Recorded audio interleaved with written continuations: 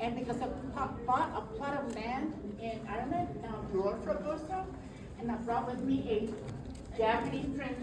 Jewish princess, a Nubian queen, and of course you all met my drag queen. So the class today is about generating sales through self-marketing. How is it that you're marketing yourself? So I like to do my classes that are a little bit interactive, where I have everybody participate. So if you're shy, raise your hand, I'll call you first. So, yes. So this is basically an overview of the actual book that I have the link to it in the back of the last page. So why does self-marketing matter? So basically, how do you feel about self-marketing? Do you think it's important, not important? Or is it a strategy? Like for example, do you do self-marketing? No, but I do know it is important. Yes, and a lot of reasons it's because you have to know what you're selling and to whom. And those are some of the things that we have to make a decision on. So if you go to page 4, this is about empowering authors with essential marketing knowledge. As authors, you need it? Oh, okay. Can y'all hear me now? Can y'all hear me now? Oh, much better, me too. Now I have to walk around because it's hot. So on page 4, empowering authors with essential marketing knowledge. As authors, we don't know enough about marketing. There are so many books out there that you get lost in the sea of knowledge. But just remember the basics. You have to know core marketing terms. Basically, what is the ROI? What are the keys? What is all these other acronyms that people get lost with? The more you know about those, the better you are getting through. You also have to use practical tools. It's not just the vocabulary, but it's also how to understand it. Key performance indicators basically is how do you track your sales? Are you keeping track of who's buying them? Are you keeping track of the age? Are you keeping track of the demographics of who's buying your book? And that helps with your sales. Now, there's a lot of core marketing concepts on page 5. And this is where it's understanding your audience. Do you know your audience? And I'll give you an example. Valerie, my Nubian queen over here. Tell me about your audience. Who is your audience for your book? Which book? Pick one. Okay, Quandaries of Love is my core audience, mainly the queer community, but also for just people who like to read different kinds of romances. So that's one of these. Louder.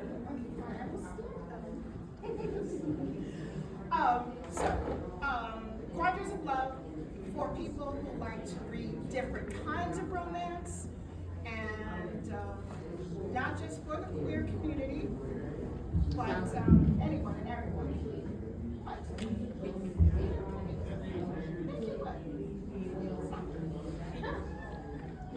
You also have to build a memorable and trustworthy author brand. If I tell you Golden Arches, what do you think of? If I tell you about a crown, what do you think of? So that is a brand that you have to recognize. That is something that you already know from seeing it over the years that has been played over your head. Golden Arches, hey, I want to have McDonald's. Now, Lauren Tallman, who's the only straight person here on this panel. Nothing wrong with this. we still love you. Thank you. The thing is, when you're marketing, the thing about marketing, it's not that simple. What? Stand up. Stand up closer to the microphone. So I'm dressed in that. Okay. There we go. When you're marketing, think of one thing, get out of the box. If you're writing, okay, I write erotica, right? One of my books, which is my baby, it's historical, it's erotic historic fiction. So what do? Go to historic fiction, right? But it takes place in China. I wrote to the Chinese embassy. It has to do with a young man becoming what would have been a slave, but rising to the highest point in the palace, in the Forbidden City. So I wrote to architects, people with gourmets because of the food that they ate there. Get out of the box. Anything that has to do with your book, if you're writing about a car, turn to people with engines, turn with people who sell glass, but the glass windows. Don't talk to people who make cars. It's not that simple. Always think out of the box. If you want to market it, marketing is such a wide range, and try it. You never know. When they had the Chinese, that dance thing that they have every once in a while, not only I went, I brought 2 books to give to the people who put it on. And I said, thank you very much for the show, and I hope you like my books. Because it had to do with China. Get out of there. If you have a lawyer in your story, turn to lawyers. They love reading about themselves. Everybody loves reading about themselves. Get out of the box. Always step out of the box. And don't be afraid. So, if they don't answer you or they do, but sometimes they do. This is your marketing, to put it out as wide as possible. Okay. We're talking about author branding. What is your brand? I have no idea. I never did it. I never thought of erotica as one thing, but in order for people to know who I am, they just have to know who I am. I've never walked into this saying, I know the rules. I didn't know any of the rules. I don't, half the things that Andrea just said, no, I don't know them. That ROI, I have no idea. The thing is, you learn along the way. And you learn what works and what doesn't work. Of course, it is better to learn these things so you don't start, you're not wasting your time. But the thing is, I was out there saying, my name is Lauren Tallman, I write erotic historical fiction. And that's how they knew me, because what brand? Because my name has this squiggle under it, on my site or something. That's not my brand. I'm my brand. I needed myself as a brand. Speak to me, I'll tell you anything you want to know about writing, my books, how to write a book, what I wrote and why. I'm my brand. I'm not just a picture. I think it's just a matter of personality.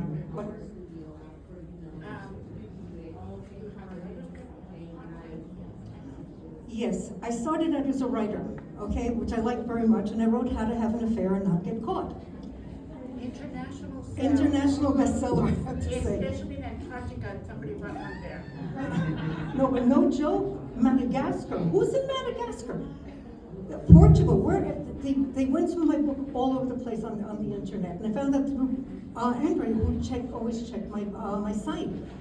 The thing is, you spread out. You do get there. So I started with it started out sort of as a joke. Can I write something? And if I could write an article, and I thought, no, but I have a book. And I wrote How to Have an Affair and Not Get Caught. But then after that, I wrote Harem of the Dragon, and that was the one that took time, because I had to do research. I had to find out about China, the people, what they ate, what they wore at that time, what their shoes look like. By the way, if you're a writer, mention shoes. Nobody mentioned shoes. Her shawl flew over, his hat fell over. Nobody mentioned shoes. Just saying that, but nobody mentioned shoes. And this was a piece of work. After that, I thought to myself, okay, what else do I do? I had my own anthology, about a whole bunch of small stories that I had written, and Andrea said, why don't you just make a book out of it? I did. You can do it too. I founded the Erotic Writers Group of Las Vegas 10 years ago, and it's still going strong. The Erotic Writers Group of Las Vegas, still going strong. It's once a month at my house. We stay for hours. You're not like, 6 to 8 and go home. No, I bake, you have coffee and cake, and we read. We critique each other. Once I passed that, by chance, really by chance, someone called me up and said, can you write a column? And I said, yes. Never wrote a column in my life. I ran to someone who does. I said, what's the criteria? What's the template? It's a template. It's not writing a story. I write romance, I write erotica, and all of a sudden I have to write facts. Whole different way of writing. But I became a columnist, ready for over a year and a half. I was awarded second prize in America for my column. Wow. I became a podcaster on top of that. So now I'm doing podcasts as well. They're now getting on television and they want to extend it a little bit more into television. But you never know where you're going to start. But what's my brand? Me. I can't give you a picture. I can't tell you something. I'm Lauren Tallman and I write erotica. That's my brand. What else? You're welcome. So as you can see, she didn't think about her brand, it just happened naturally. Not everybody has that option, not everybody has that ability. But if you focus on what you write, who you write for, then you can develop your brand, and branding is very important. The entire city knows Lauren Tallman just by name. Not an image, not a picture. At first she was coy and wanted to do all of this at every picture, so nobody could see her eyes. I wouldn't show my face. But now we all know who Lauren Tallman is, and that's name branding. That's, you see her face and you already see McDonald's. I mean, if you see you see her face, you see McDonald's. Her website, it has her books. Her website has a lot of information about the podcast and about the, ooh, I gotta update your article, sorry. So that's important. For example, who has a book out already? Yeah, but you don't have a website. Yes, it does. Okay, Yes. then I got, the solution is published on Biblio, the Clark County Library. I sent it to, what's the guy's name? Francis Ford Coppola's company, they have Oh. a production company. I would like to make it into a film. It's not a real long story, it's published, and that's kind of crazy. And I'd like to see maybe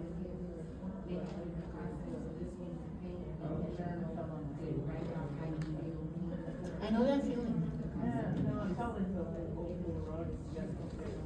that was your form of marketing. Your form of marketing was saying, going directly to someone and saying, here's my book.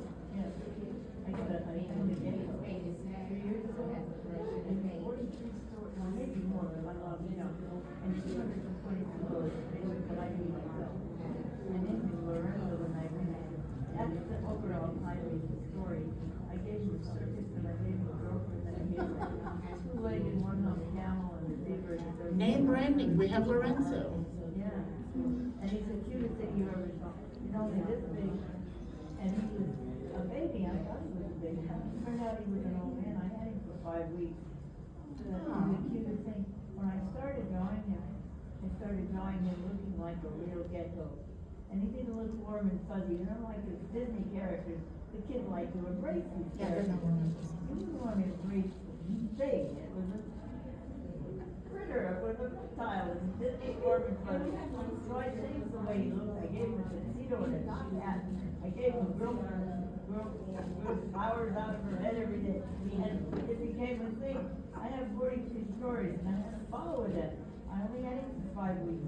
I took him to the Mom Museum with me, and I tried to feed him Oscar Mayer smoky links, and they really, you know, I played Mozart for him, and his head went up like this, and he turned it like that, and he listened to the whole aria from the Queen of the Night from the Magic Flute. It was so funny. I took him to my daddy, and I brought him home, and I played Johnny Cash for him, and he went, Thank you for sharing that. Predrag, I know that you have a name brand. I know that you have a world. this is my brand. See, let me show you my brand. Right here, this is my brand.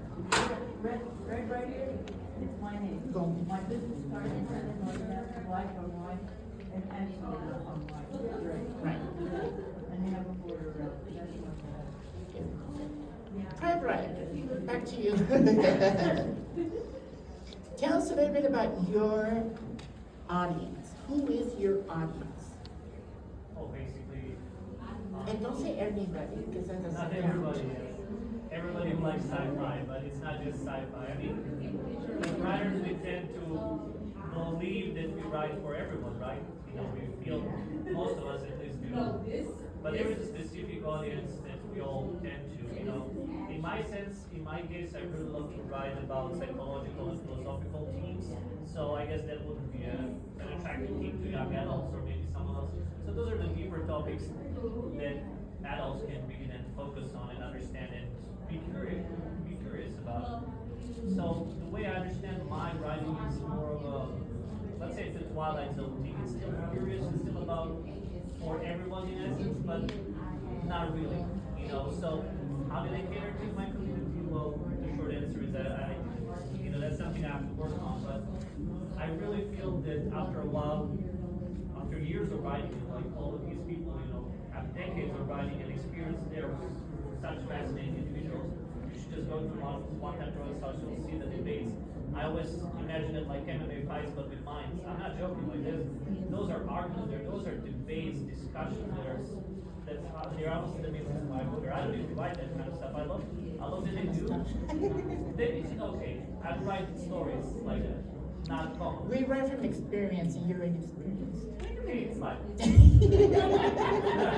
it's all, I respect that, and I love you all for that. But once again, you know, I love the discussion, the debate, you know, the team spirit that we all have there. That's the beautiful part for me, and that's what I think as writers or as any type of artists we should do is just find our own community and just try to grow there. You know, and the problem is finding the right community. I know there are so many groups that like, oh, you know, what you do is great, fascinating, without any actual feedback. Sometimes the feedback hurts, but that's actually when it matters in essence, because then you realize if it's the right type of feedback, you'll make improvements. If it's just, hey, you know, it's good or bad, it doesn't mean anything to me, I'll be honest with you. Like, hey, okay, good, bad, whatever. But if it's something that's deeper, essentially showing you, hey, you could do this differently, you know, better or worse, it depends on the person, but if you could do this differently, have this kind of effect on this or whatever else is part of the story, that's where the truly essential thing comes from. And that's why I love Laura. She's an amazing woman. All of you guys are amazing. But I get real proper feedback there, and I can grow, you know, I can listen to what other people, where other people make mistakes, and I can learn from those mistakes without actually having to make them myself. So I know we diverted from the topic a little bit, but No, you're right on topic. It is important about knowing your audience and knowing what you write. Yes. the audience, knowing your audience starts first from knowing yourself. And if you don't know yourself, then you cannot know your audience first. What type of things you're writing. I thought I was writing, you know, like a regular Star Trek type of university, right? I thought like, hey, it's all fun and games, you know, we're gonna explore, we're gonna, but, you know, essentially I've reached the point when I realized these are some deeper topics that I talk about, you know, existentialism, free will versus determinism, like all of these topics you have a part of Star Trek or any other fictional universe, but I really focus on those instead of developing the story. So once again, the audience may not necessarily be that way, but hey, it depends. Thank you. Now, we met Frederick when he was fresh in the United States from a war-torn country, blah, blah, blah. But his writing was mechanical when he first joined the group because he's a teacher. He knows how to write the mechanics. But as he came along with us and we went working with him together, we grew as a group. We grew individually with his help, and he grew with our help. I admire his story and his imagination of taking Las Vegas, making it dystopian, and makes me want to go live there even though I don't want to live there. It's one of those stories where you're like, oh, okay. I mean, he has a story about plants who were humans and they still have human feelings. I mean, that is a great story. It's my favorite one. Forgot the title of it, but it's a good story. Yeah. The trees remember, but Oh, the trees remember. See, I didn't remember, but the trees did. you're not good at it. I had a totally different headline, but then you realize that was one sense I did the short story, and it totally works much better as a headline, as a name of the story than what I had. Yeah. Now, Another thing that is important is, like Frederick said, know who you are. Who are you as a writer? Do you know who you are as a writer? Who else writes? I mean, who else you? Tell me about you as a writer, you as a person, as a writer. Wow. As a writer, I am a old grumpy cishet white guy, which tells you pretty much what you need to know when you're reading it, right? It's that the self-awareness of that and the humor goes into what I write. And Yes. what's your impersonator? You said, that's okay. I'm fine. You said something now. When I'm marketing erotica. Mm-hmm. When I see you at the coffee shop, I'm having coffee. Mm-hmm. When you're marketing yourself, be the person you've written about. When I speak to people about my book, when I'm trying to tell them what it is, I'm not Lauren Tolman. I'm living in the palace. I see the people, how they walk. I know the color of the tile floors. I tell you what I'm looking at. I'm marketing you my book. I'm telling you what it feels like, what they ate, what they smelled. When the snow fell, it would drip from the leaves. That's how you market. Put your people into your book. Be the book. Be the people in the book. They'll listen to you. If I say, yeah, I wrote a book and it's about China, they're already walking away from me because who cares? I'm sorry, who cares about China? But if I tell them it's erotica and it's about a young man and he's young and he's taken in and he grows with the people and someone who teaches him how to survive, who does he love? Who takes care of him? What happens through the book? Besides the fact he has to teach the concubines how to please the emperor or they die. But Lauren, that's not what he asked me. Okay, but you are. But you're right. As you can see, a question has many answers. Yes. I write dialogue. Everybody who knows me, knows my writing, knows I write dialogue. And when I write dialogue, if it's two people, I am each person as I'm writing. If it's a man and a woman, which I rarely write, frankly, but I am this man arguing with this woman, back and forth. And the way I ingest dialogue, music, movies, television shows, any line that catches your ear, write it down. I have notebooks of just lines from shit I watch and listen to. So, but that's my advice. Is when you're writing your story, be in your story like Lauren said, and be the person, be the character when you're writing them. What they're wearing, what they're feeling, what they're, how they're feeling. I read a lot of conflict. Their shoes. Yeah, their shoes. And if they're designer, write that, because I have written a piece about designer clothing. So, It sounds like, some of your pieces sound like a catalog for a magazine. yes, Vogue magazine in particular. Yes. It looks like you went to Vogue and said, oh, I'll take this, I'll Yes, take this. exactly. And that's. Thank you. Another thing that's important is knowing who your audience is, and there's a metric for that. I have a form in the website that you can download for free. It's called Who's Your Client? Now, I have our infamous drag queen, Micah Shine, and please come over. And she's going to talk to you about Joan Crawford and her family. Yes, Joan Crawford. No, I need you to know about Joan Crawford. The people that you're sending me to. Most amazing conversation behind it.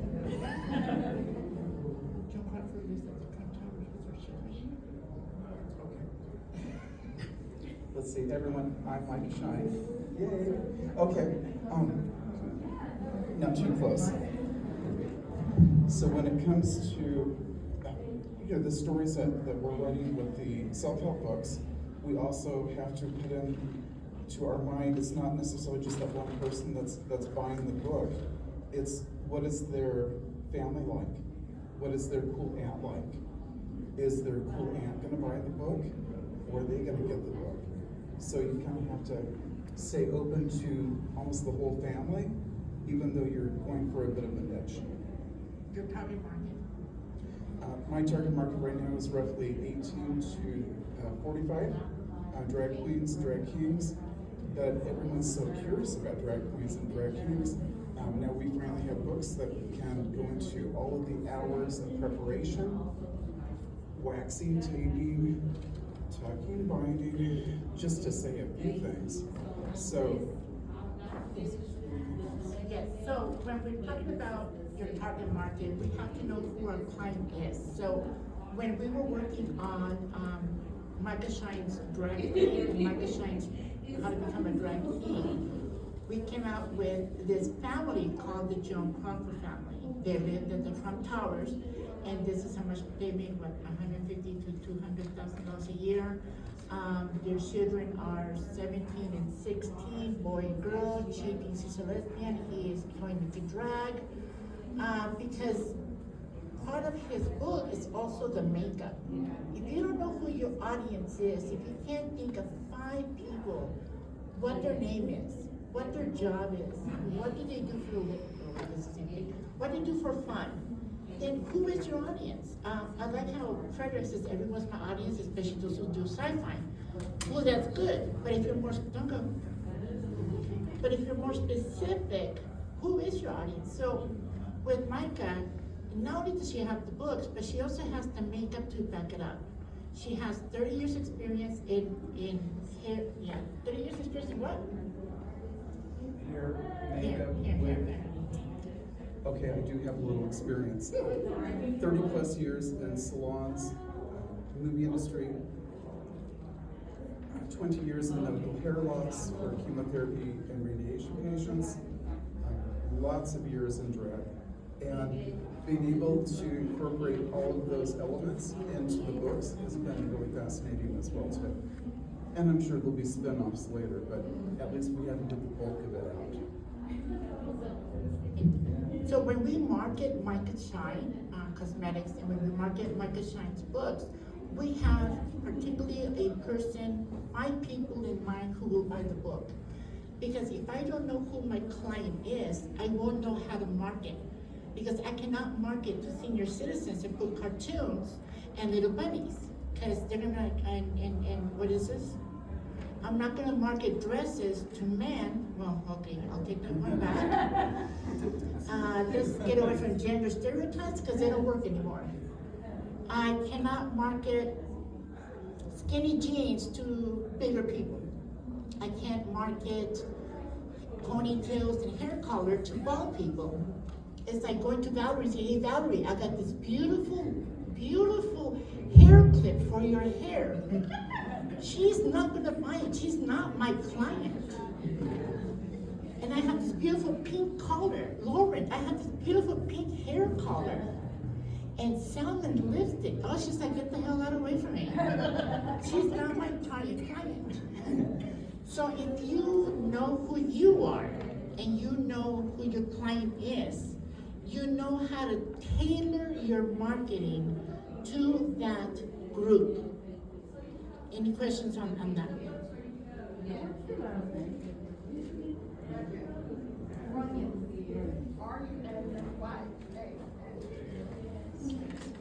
So, who else writes? What do you write? So for me, I write like they're kind of like one-off fantasy stories, kind of in the kind of department and kind of different concepts, maybe fetishes of people and things that allow like you know a way for people to experience different kinds of fantasies that are realistic or not, and that way you can go into different worlds, different perspectives. Oh, I gotta read You know, those. different pairings and stuff, or like different characters, you know, so that way not the story is always just the same thing, and then even though the couple I work on are kind of in different situations, but then that way you can expand and go to the next topic, or even themes, Yeah. or even like themes for people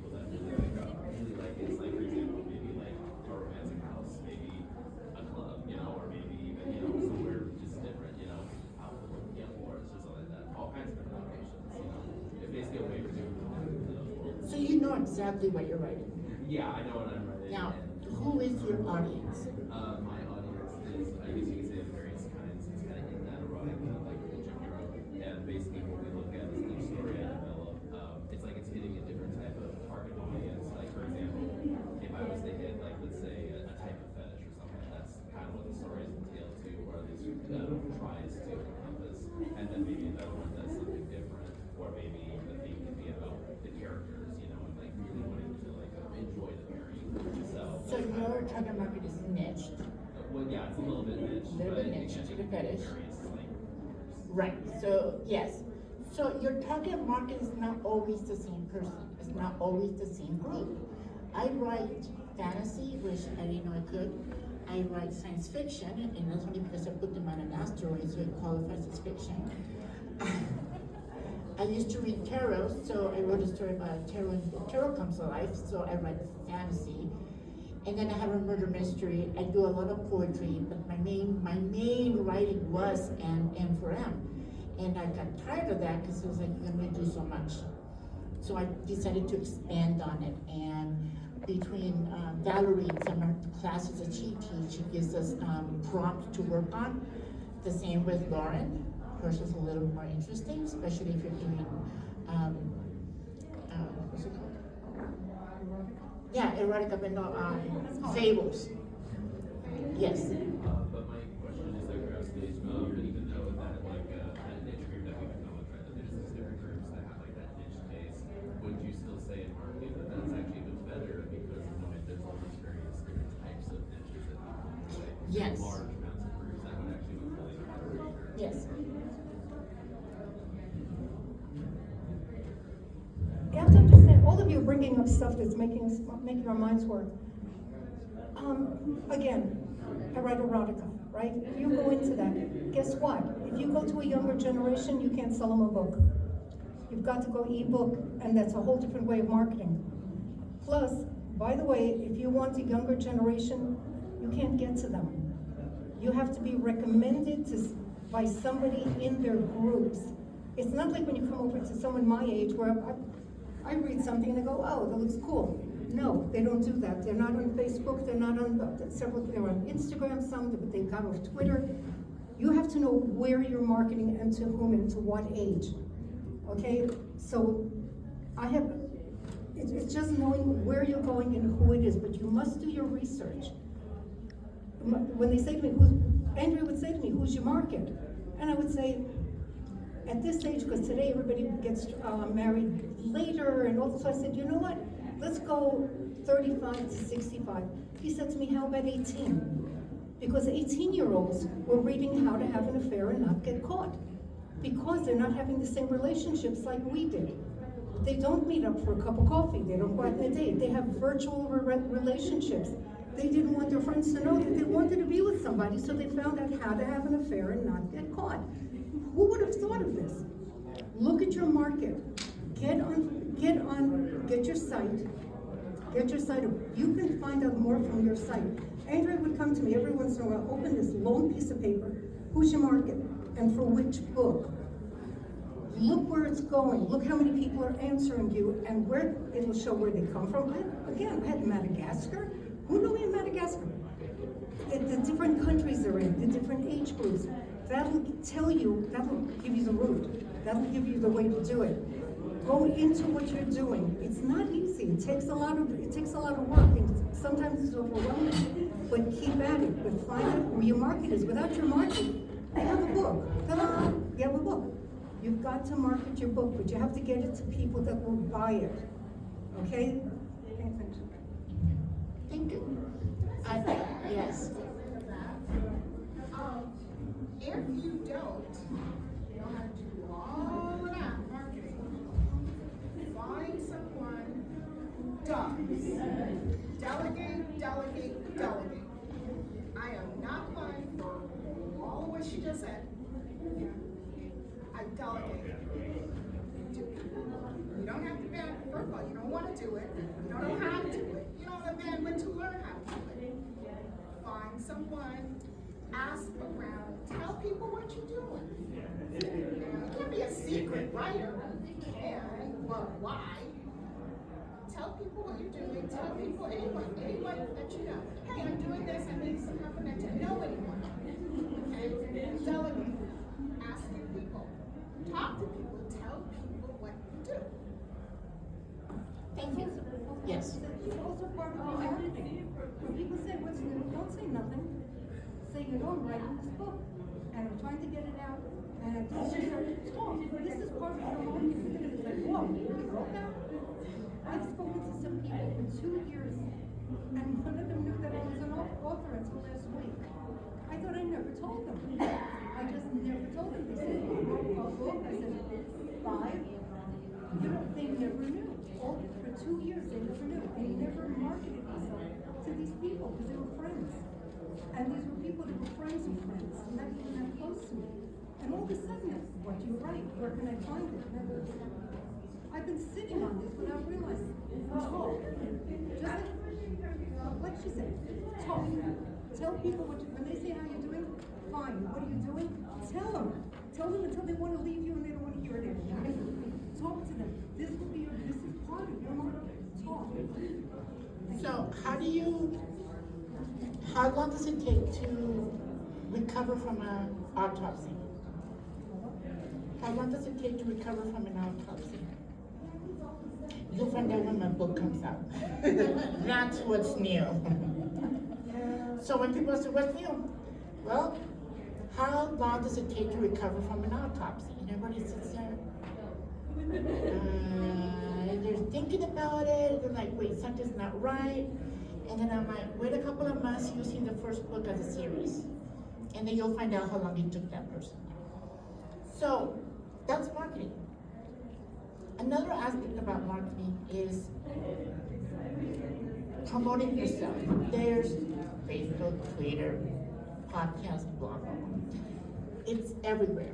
But you do not have to use all of them or any of them. I have clients that use most of them. I have clients that use some. I have clients that use none.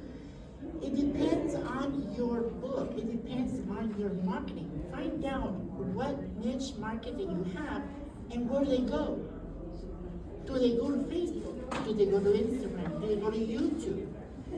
So when I was doing the research for Micah Shine, and we did some tests on it to see who would buy the book, we were surprised completely at the age group that we didn't realize we were marketing for. What was the age group? 15 above. Right. Oh, okay. So this is interesting. And the most interesting part is like, oh man, like mostly men, 45% women, 55% men. And we were surprised. We thought it was going to be the younger generation that was going to be interested in this. No, it was the older generation. We had to rearrange our marketing plan to fit that age group. We also couldn't get anything on Instagram. No Instagram. Not many people that age are on Instagram. But they are on Facebook and they are on TikTok. So you have to kind of like test out each one, test out the age group. And if you put the time into that, a couple of months, a couple of weeks, not a couple of days, I'm talking months and weeks. Because you want to get the most defined age group, the most defined sex, and the most defined demographics. So you are marketing to the group that you know. You're marketing to someone who's responding to those ads. And that's very important when you have to do this. Now, yeah, you don't want to sell ice cubes to Eskimos unless they're chocolate and they're hot chocolate melted. Now, another thing that you have to also have, it's not a niche, it's not a catchphrase, it's a gimmick.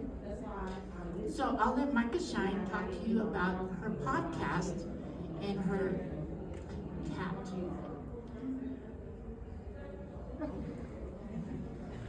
Yeah. I was going to say Lucy, but I didn't want to use cat. I'm really straight when you're no asking. Carry on.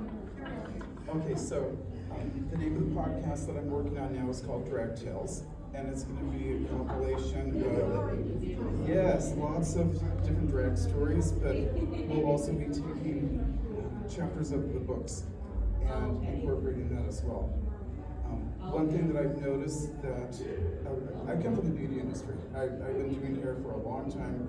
This whole writing and being an author is very new to me, and I'm excited about it, but oh my gosh, you know, and then they put a camera in your face? Jesus, Joseph and Mary.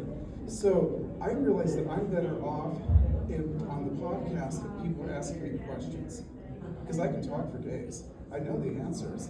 But when it comes to reading a cue card or something like that, oh no. Give me the questions, and then I will just keep talking.